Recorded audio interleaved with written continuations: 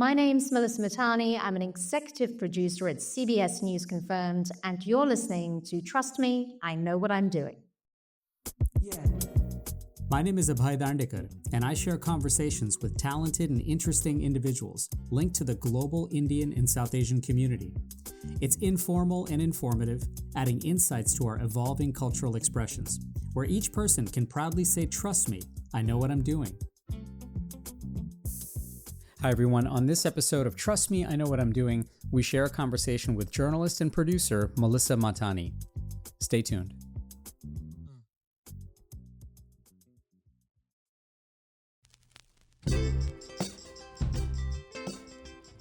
So you know what? Thank you for listening and watching and making Trust Me, I Know What I'm Doing part of your day. I know I say it every episode, but I really mean it, as I know engaging with me here takes time and effort. Now here are the main points, and that's the way it is. Just the facts and nothing but the facts. So okay, these are seemingly corny and dated phrases, but it used to mean something to get data and facts from your trusted news source. Those days were certainly a contrast from today's dizzying array of information, and a universe of channels and options for your watching or listening or reading or streaming mind. Today we live in a jungle-like digital news space where there can be predators and prey, and you may have to figure out the difference between machine-made AI news delivery and even wade through my personal favorite, the infamous alternative facts. You know, in a globally connected world where our time and effort on where to place our intelligence are premium, finding the signal within all the noise can be a minute-to-minute challenge, especially in truly identifying the people who can actually deliver news and say with confidence, "Trust me, I know what I'm doing." So I was really glad to share some time with journalist Melissa Mahtani. Melissa is the executive producer of CBS News Confirmed, an initiative to identify, combat, and inform viewers of misinformation. With roots in India, Melissa grew up in Zambia and has worked as a seasoned journalist across the world. Over 2 decades, she's been a reporter, a blogger, a moderator, and an anchor, covering stories about human rights, gender equity, global affairs, and breaking news.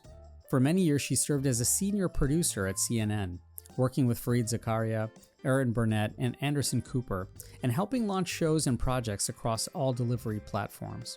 She joined the CBS News Confirmed unit last spring to help use data and technology to verify and fact-check questionable videos and reports, and more importantly, to help empower audiences by explaining the verification process. And as we caught up recently to dive into her own journey, sifting through what's real and what's fake, and how she cultivates trust in an AI-driven world, I brought up a very real example that was on my mind about early reporting, especially around the loss of an icon. I was thinking about our session, especially in the last few days, something that very personal and yet important in the art world happened, the passing of an incredible tabla artist, Zakir Hussain. And what struck me about this was on the day that he passed, of course, many, many hours before, there were really lots and lots of reports of his death that were prematurely reported. And of course, it was finally confirmed by family and others much, much later on. But it was sort of a reminder of all the challenges that are out there in effectively reporting news and, in a way, control what that effective reporting is. So why is it just so incredibly challenging to cultivate trust these days, especially with the speed, with the availability of information that's out there, and of course, misinformation that's out there? Totally. I mean, and I know, the example you're talking about, we were following that. We were following that in the hours before it was verified. And one thing, just people always have to remember when you're reporting on people that they are human beings.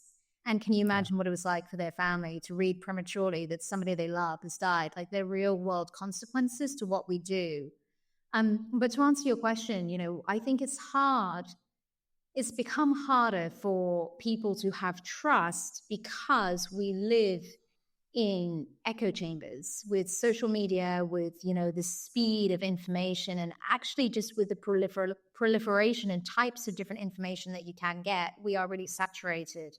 Sometimes people are trying to be first, but really, it's becoming harder for people to trust what they see because there's so much of it that the onus is now has to be on the person to actually go and check and verify what they're seeing is real, or just make sure that they have a relationship with an organization that they can trust. And I think it's on us to try and restore that by being very transparent about how we verify what we verify so that people can begin to trust us again.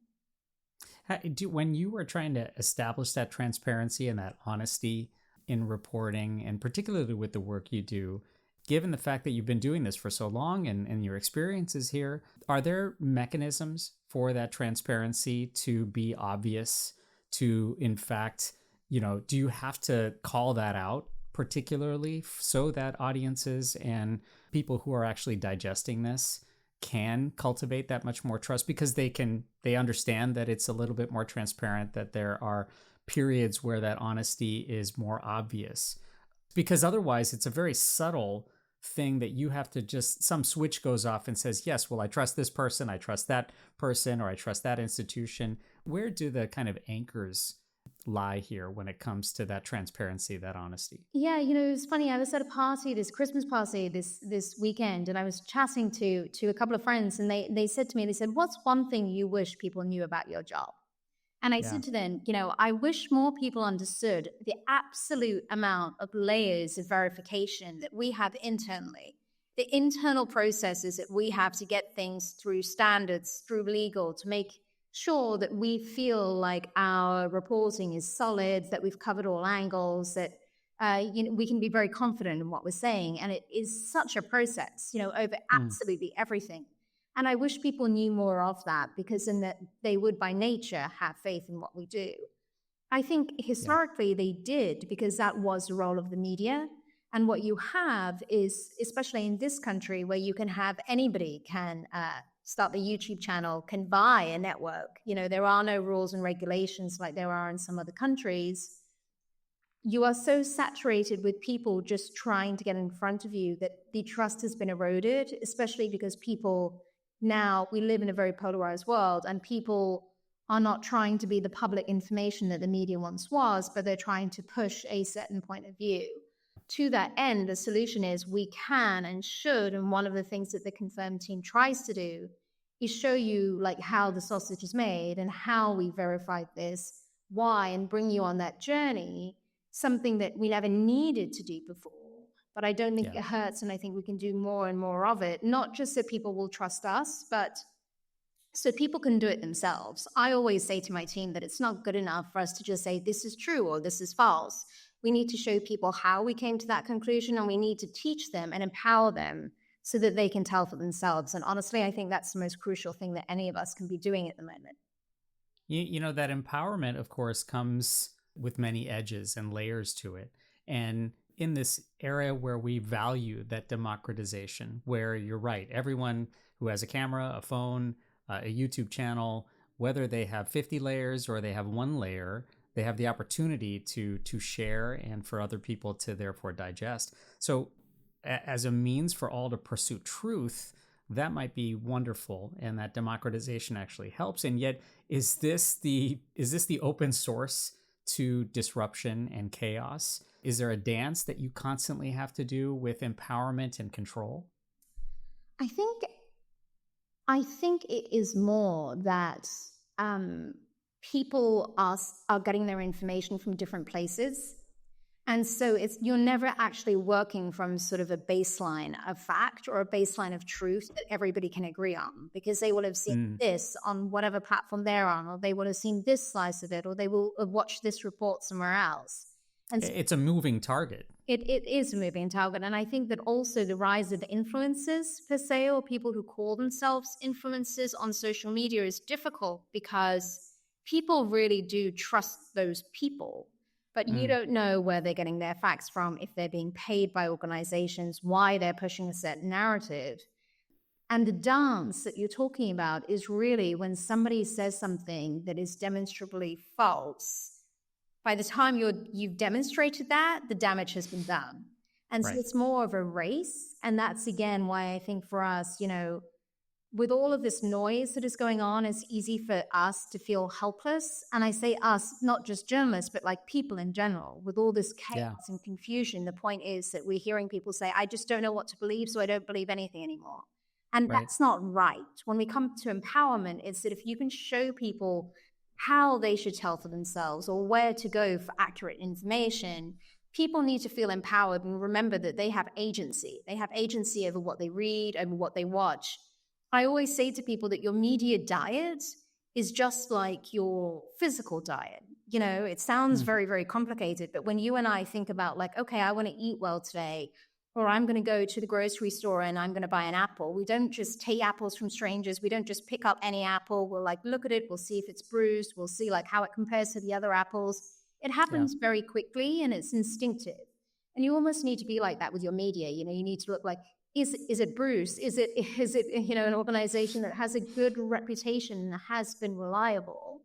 Yeah. Is, you know, somebody that I should trust? Let me check what all of the media is saying and make an informed decision rather than just hearing something or sharing something without actually clicking in and getting all the context. And yet we live in a world where everything has reviews and it's Yelpified. And I may not buy an apple because the place I bought it has like one bad review, or the other place that I might buy it has 25 great reviews. And it sort of has taken away a little bit of the instinctive trial and error that comes with this. And with that, then, I mean, you mentioned influencers, but with that, all that backdrop in mind, do news institutions still matter the same way as they used to, especially in this era? And are we seeing a rise of a maybe blend of news institutions in fact utilizing influencers and the power of some of this shift in how we digest and quote unquote shop for our media? You know, I would like to think that news organizations matter even more than they did. Yeah. What I do think is that people's media consumption habits have changed, and therefore we need to change. One of the things I've always tried to do in my career is reach people where they're at. So, you know, I started off in traditional television with beta SP tapes before digital was even a thing, and we were like physically cutting tape, right? Yeah. A long time ago. And then digital came along, and then social came along, and I was always experimenting. You know, during that time, I was with CNN, and you know, I launched their first like Instagram story. I launched shows on Facebook. So the journalism, you know, I launched a podcast, but the journalism was always the same. It was always solid. It was just that we were using different ways to tell people because those were the different ways that people were consuming it. And I think that will continue to change, but the actual media is super relevant. We just need to make sure that we are reaching people, you know, in a like kind of a platform specific way wherever they get their news. But you know, I also will go back to think about the beginning, those beginning days of the COVID-19 pandemic. Everybody was searching for answers and people were going to the news because fundamentally news and media at its best, we are a public service. So yes, there are times where there is lots of noise, but in those really big moments, that's where that trust really needs to be cemented because we are actually impacting people's lives. You're listening to Trust Me, I Know What I'm Doing. After a quick break, let's come back to our conversation with Melissa Mahtani. Stay tuned. Every story told is a lesson learned, and every lesson learned is a story waiting to be told. I'm Abhay Dandekar, and I share conversations with global Indians and South Asians so everyone can say, trust me, I know what I'm doing. New episodes weekly, wherever you listen to your podcasts.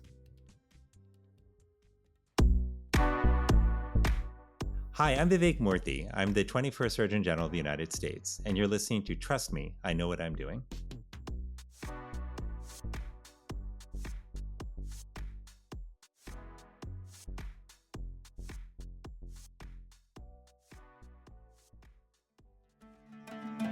Hi, I'm Congressman Raja Krishnamurthy. Hi, I'm Congressman Ro Khanna. I am Congressman Sri Thanedar.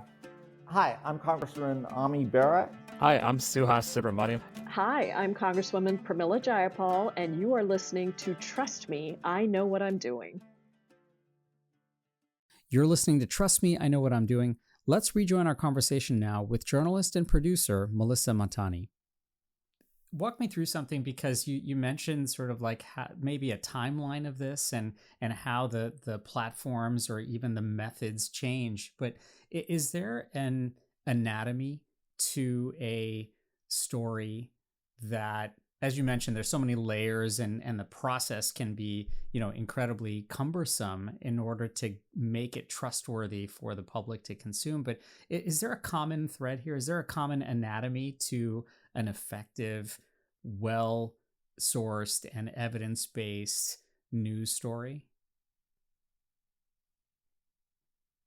Yes and no. Yes, because for us as journalists, like our basic storytelling method is more or less the same, right? You're looking to hear that something's happened. You're looking to, first of all, verify it, to make sure that you've got a couple of people that can corroborate it. You're looking for different sources, etc. Those kind of fundamentals stay the same, but each story is different. How I'm going to tell a story, for example, in a breaking news situation when we're just learning facts and, things are going on, and God forbid it's like a school shooting, which is top of mind because we've just had one. Yeah. When facts are scarce, versus something that is maybe a longer form where you're digging into something and trying to explain how it's changed. Like each story is different. But I think that there's the solid journalism and those skills don't change. It's just that we're adapting them to each platform wherever the story is going. So for example, like a 5-minute investigative piece on TV is going to look very, very different to like a 90-second social video, but fundamentally the story and the tools to produce both are the same.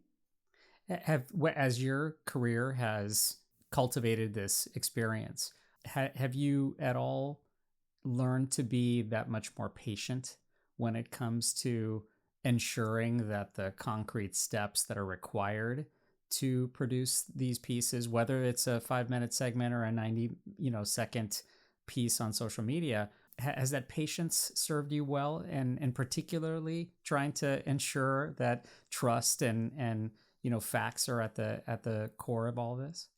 So, I think yes, to a certain degree. With experience and more years in the media, you kind of get used to it, and especially at this juncture or during the last election, we were taking extra steps to make sure that we were completely buttoned up and that we could show that to the audience. So we didn't want to just tell them; we wanted to show them how.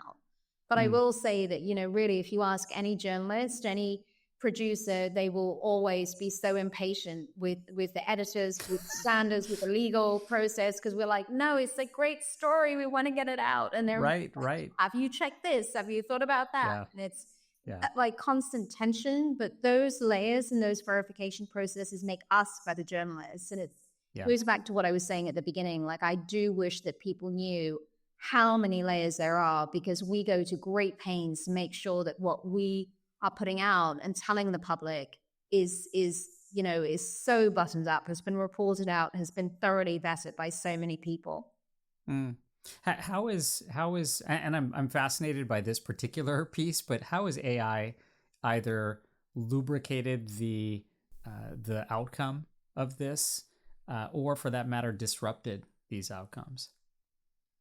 AI is such an interesting topic. And I will say, first of all, the first thing is, like, we have just had a huge election, and not just here in this country, but this year, 2024, was like a year of elections, right? In January of 2024, all of us were saying, oh, look at the role of AI and look at this and all these elections around the world. The threats of the deep fakes and the AI generated content, of course, there were some there, but it was by no means what we thought it was going to be. If anything, we saw that it was way simpler methods. It was just news shared out of context, news that was like videos that was slowed down, or again, like chopped in half, things that we were calling cheap fakes that really, really made an impact. So I think, yes, AI is super important, but it's nowhere near that scary bogeyman that we were making it out to be. Yeah. I think that AI is both a blessing and a curse. I think AI, first of all, will just, differentiate between AI and generative AI. So AI tools can be incredibly helpful, and we've been using them for ages. When we transcribe interviews, when, we all use predictive text or in our emails, and they can be helpful, in that way. generative AI is a different beast. I think that I compare it very much to like nuclear, right? So Yeah. nuclear power can be incredibly powerful and useful if used in the right way with the appropriate guardrails and the right intent. But nuclear power can also be used to create bombs, and it can be very dangerous, in the wrong hands. Yeah. And this is generative AI. It is going to be that next frontier that we're bracing in terms of sort of post-truth world that people are dubbing it, because you can very, very quickly create images, create videos that make it incredibly hard to tell what's true and what's not.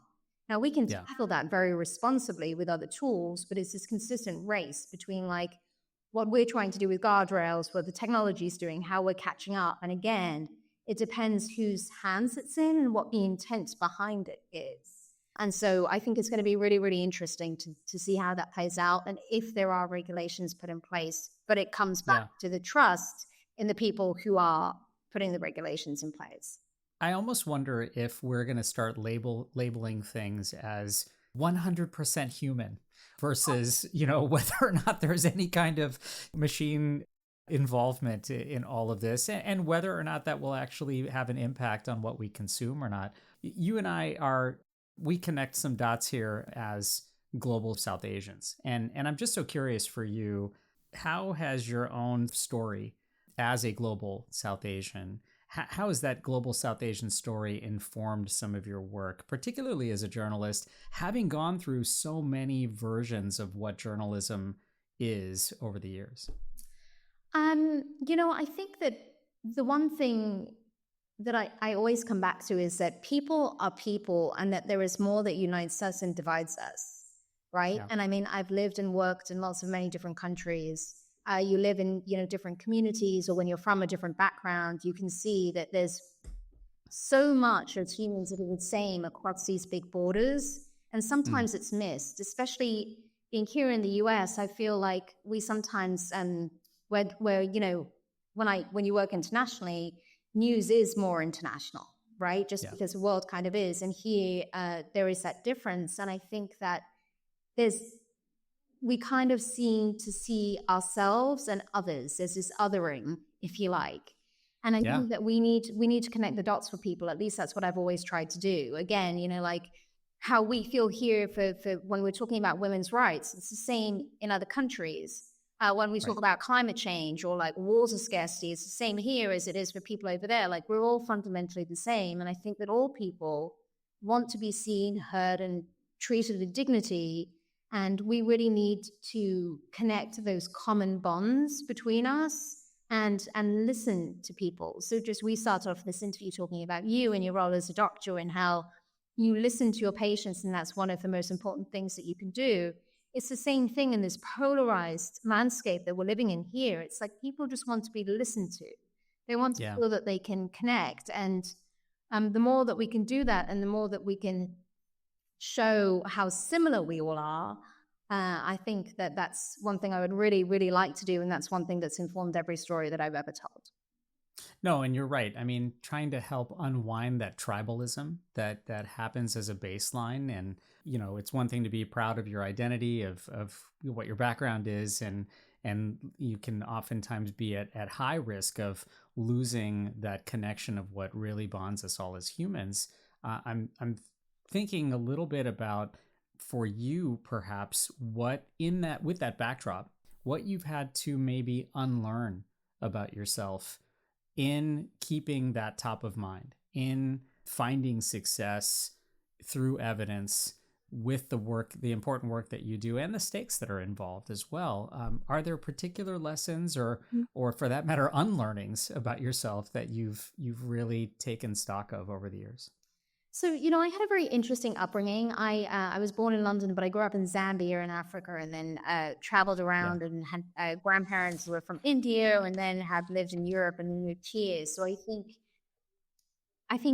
I've been so lucky to see how different people operate in different communities. I've been able to infiltrate a lot of them, which has helped a lot of my work when I'm trying to report on different communities to understand that. But I've also come to appreciate how different communities and people perceive information. And if Yeah. anything, that has always helped me think about how is a story that I'm trying to tell going to resonate, not just with people who are around me, but with people who aren't, with people who don't have a baseline of what I'm reporting on, and people who are very informed. And I always Yeah. feel that each story should kind of reach everyone. So I think Right. it's been incredibly helpful in that sense. I think Yeah. that for a long time, and not so much now, but definitely in my late 20s and 30s, you have this kind of issue of identity. Like, where do I belong? Because you become Sure. like this global citizen. And, and I think that's just part of sort of growing up and gaining experience in your work and in who you are to realize that can actually be like, we are our own home. We call that reclaiming yourself as an adult as you transition from adolescence. But it can be, when you're living in Yeah. places, when you're not, close to the communities that you grew up in or have those safety nets, Sure. you can kind of get lost. One thing that I found very different when I first moved to the States 10 years ago is here everyone has a label. There was TV that a certain community watches, or, and it was labeled as such, or the way that people spoke about other people was very blatant. That's not how I grew up in England. And especially when I was in Africa, like, they're just your friends. If they don't have an adjective before what type of friend they are, or what nationality or ethnicity they are. Yeah. And it was very interesting to kind of be an outsider to kind of understand how and why, and then again, sort of like bridge divides. But there's a learning curve to everywhere that you live, and then finding your place within it. Do you find that those learning curves get steeper and steeper, but that you're able to navigate them better and better because of that background, because you grew up in a way that where there weren't these labels automatically placed, and you now can step back a little bit and perhaps see through some of that and find proper connection? Does that help in a way relate a little bit more humanness to the stories that you present? Definitely to the stories, because I feel like there's parts of me that could always identify with somebody in the stories, as a woman, as a person who's lived in different places, a certain background, or, my own life experience, and being an empath. But I think, it goes back to me saying that fundamentally, I think that people are people. And you just see somebody without any of those adjectives around them, and you just are able to really see somebody as yourself. And I wonder if that makes a impact, particularly with some of the reporting that you've done in the past and some of the stories that you've put out there, particularly related back to human rights and equality and gender-based issues and social justice. Does that framework allow you to be that much more objective and, again, take away this, and this gets magnified, of course, with election cycles and politics, and take away that blur between fact-based journalism and creating a narrative and, creating stories out there for perhaps not always the best intentions? I think, at least in my work, obviously now I'm working in a misinformation space here with CBS News Confirmed, but beforehand I was working in international news and a lot of human stories and a lot of women's stories and a lot of women's rights. And as you said, democracy. I think that everything that we do is fact-based, as journalists. And what we're trying to do is dig deeper and really raise the voices of those that are underrepresented. And that's, for example, when I'm talking about women's rights, or I'm talking about democracy, we're looking at like Afghanistan. Women cannot sing, they cannot raise their voice. And so I do feel that it's on obviously journalists and women journalists to be able to raise their voices or keep those stories current, because it's those people don't have that luxury. You're listening to Trust Me, I Know What I'm Doing. After a quick break, we'll come back to our conversation with journalist and the executive producer of CBS News Confirmed, Melissa Mahtani. Stay tuned. Conversation. It's the antidote to apathy and the catalyst for relationships. I'm Abhay Dandekar, and I share conversations with global Indians and South Asians, so everyone can say, trust me, I know what I'm doing. New episodes weekly, wherever you listen to your podcasts.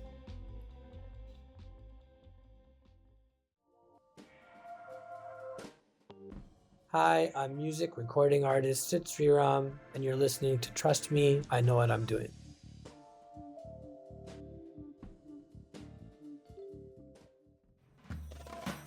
Hi, this is Madhuri Dixit. Hi, this is Farhan Akhtar. Hi, this is Vidya Balan, and you're listening to Trust Me, I Know What I'm Doing. I'm Abhay Dandekar, and you're listening to Trust Me, I Know What I'm Doing. Let's rejoin our conversation now with journalist Melissa Mahtani. I'm curious about one thing in your particular story. What compelled you to pursue such a unique opportunity with CBS, specifically targeting misinformation? So first of all, I think that, the initiative of this large organization coming together to really dedicate a unit to fighting misinformation, I found really remarkable, because misinformation, disinformation, it is the story of our time. And obviously in this year that where there were so many elections in the world, where democracy was on the line in so many different countries, it felt really important. And it was also a huge opportunity to use my expertise in very different platforms and different ways of storytelling, having started off in traditional TV and moved to social and audio and newsletters and other ways, to really try to reach people in many different ways, but teaching them and empowering them to be able to teach themselves how to tell what's real and what's not. So it was a great opportunity to be able to do so many different things, but to really make impact. And I think at the core of every single thing I've done throughout my journalistic life and my life in general is really, you're trying to make impact. You're trying to reach people with news that they need, with news that they can use, so that they can have, they have the tools that they need to be able to make wise decisions. I do very firmly believe that a well-informed electorate is the cornerstone to a democracy. And democratic values is something that I think a lot of people take for granted here because they've never had to fight for them. I grew up, obviously, in Africa. I've lived and reported a lot on human rights. And I think when you talk to those people and you see those struggles and the difference that a democracy really does make in people's lives, it's, we all want freedom. We all want to live in dignity. We all want justice. And it's a big part of what journalists do, holding truth to power. It provides such a completely different substrate and backdrop for how not only people live their lives, but they consume information and definitely provide such an impact for the work you do. I'm thinking of all the different layers and rigors that you go through, and being in part of a unit that is specifically designed to combat misinformation. Do you ever leave even a finished product yet still thinking that there is an element of disbelief to what you're putting out there? Sometimes the parallel that I can make in the medical profession is that, like, I have all this evidence, I'm making a diagnosis for a patient, and yet I still don't believe it. Are you ever left with that kind of feeling that, like, yes, boy, we've put a story through all the standards, we've fact checked twice, 3 times, 4 times, and yet there still is either some awe or some disbelief in that particular product? I think it's not that the way that I would phrase it for stories that are like that, we would never say that we've got some sort of definitive conclusion. It would be more like, here's what we know. So here are the facts that we know, and then here's the stuff that we don't know. Because in some of those cases, there will still be stuff that we don't know, but we can tell you what we do, and then give you the questions. Because again, I just don't think that you can tell people that this is this or this is that. It's more like, here are the facts. Here's how you should determine it for yourselves, and we'll show you what we've got, but it's then up to them to interpret that how they like. There are some things, that I can say that this is black or this is white. Now, unfortunately, in the world that we live in today, people will still maybe, argue with that. So, but again, it's showing how we came to that conclusion. What we know is real. I mean, if something is 100% data proof, then it's data proof, but we would give the data and we would show them how we got there. I guess I'm thinking of, stories like, there are weather related things where look at this, it's New York City, it's Christmas Day, and it's like 85 degrees outside, and you can't really argue with that. And yet, boy, it's about as disbelieving as it gets. I think that's more that a lot of people are sitting on social media looking for ways to have fun. Sometimes it starts out innocently, and they may make a witty comment, or they may say something like, oh, and it kind of spirals and gets out of hand. Where it's like at that point, when with stories like that, we're like, okay, well, don't read about what it's like outside. Look out the window and tell for yourself. Right? It always comes back to like empowering the person to be able to tell for themselves, or to be able to understand how we got there. Now, and with that same piece, right, there's a very much a reality element here, right? Like you said, look out the window and experience it for yourself.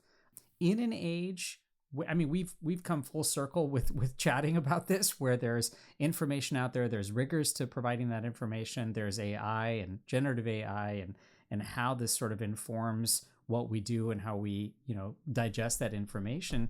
When you start thinking about the relationships that you build and the vehicles for those relationships for trust, what's your message for those who are consciously trying to combat futility and apathy in that effort to really sort of look outside and experience for themselves and be very intentional and thoughtful about how they gather information?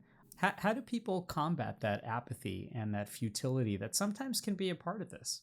I think it's a huge part of it. And I think, when people think about misinformation, they think about somebody just putting out bad information. But actually, what I think we're seeing is people just trying to sow confusion. So say, for example, with the example you gave of it being 85 degrees and beautiful, but it's Christmas Day, it's like you would see people saying, oh, it's so cold, and then other people saying, oh, it's so hot, and they're just trying to create this confusion so that you're like, I don't know what to believe, and you switch up. And it is, it's really hard. It comes back to, as you said, people feeling apathetic, people feeling helpless. And what I want to do is to just keep empowering people to say, you have agency, stop listening to the noise, and just learn these basic tools so that you can tell for yourself, because they want you to feel like it's helpless and you can't believe anything. And AI, everything could be AI. So there's no way until it's real. So I'm just going to say that it's AI and like, oh, I believe this person because I'm deciding to.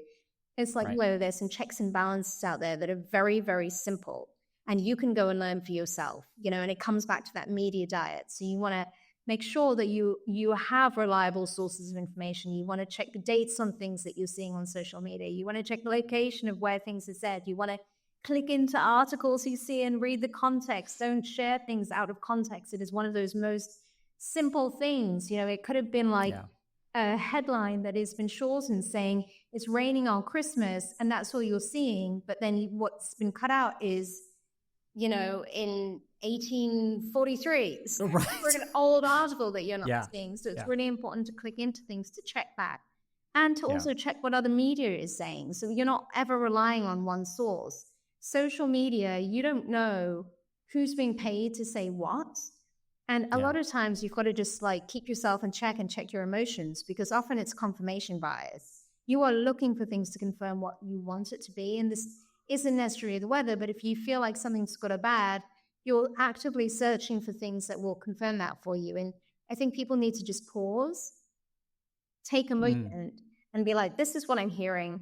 I want to check for myself. I'm going to go and check various sources. I'm going to go and speak to people, but science is important. Data is important. Those kind of numbers don't lie. And we are here trying to be a resource for people and trying to show you how we've come to this conclusion. And people have power, people have agency, and they need to stop being in this back seat, feeling like everything's being like told to them, and take their power back and say like, no, I'm choosing my media diet, just like I'm choosing my actual diet, like I've been saying to you, and it's like, if we want to live in a world where we can trust media, then let's go out and get that, hold tech companies to account, make people label things that are AI. Like, again, it comes from consumers wanting this and putting the onus on the other companies to deliver it.